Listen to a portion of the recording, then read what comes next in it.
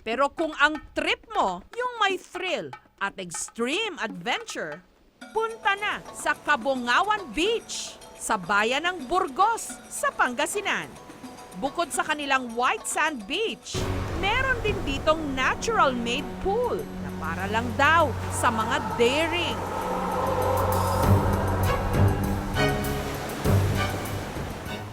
Mula sa bayan ng Burgos, kailangang bumiyahe ng 1 oras para marating ang Cabongawan Beach.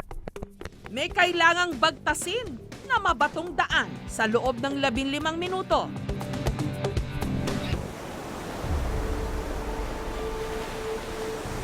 Pero pagdating doon, naghihintay ang 2 pool. Isang malaki, isang maliit na hinahampas-hampas ng malalakas na alon mula sa West Philippine Sea. Matapos nga itong maitampok sa isang vlog, binansa ganitong death pool.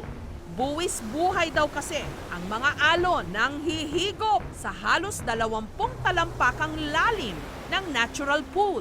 Itong death pool, hindi naman po death pool yung tawag eh. Lagoon naman po yung tawag namin. Naging death pool lang nung may pumunta dito na online vlogger. Yun naman po, tinawag na po nilang death pool. Kasi wala pa naman po siyang namamatay dyan eh. Wala pang namamatay, dapat kailangan maging maingat ka lang pag pumunta ka dito.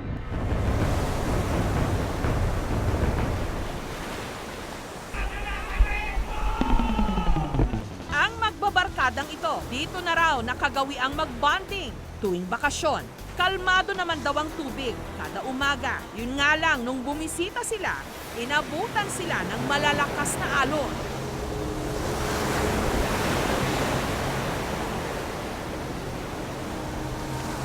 Delikado pa yan, delikado pa. Pero maya-maya lang, kumalma din ang tubig. Kaya ang isa, naglakas loob na tumalon sa lagoon.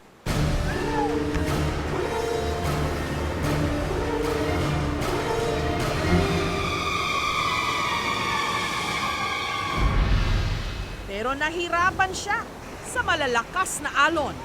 Kaya, oy!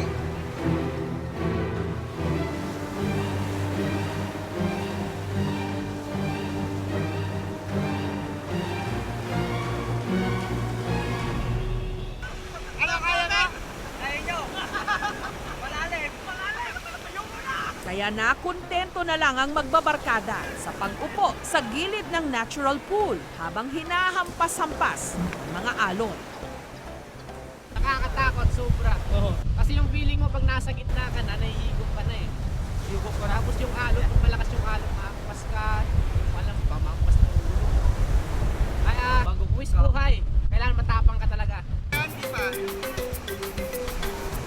Sa mga ayaw ng peligro, pwedeng magtampisaw sa tinatawag nilang date pool. Katabi lang ng death pool.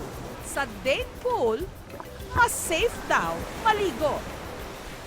Sa mga papasyal, dapat sa umaga po sila pupunta dito kasi yun po yung mahina pa po yung alon. Maging maingat po sila, magdala sila ng mga kasama.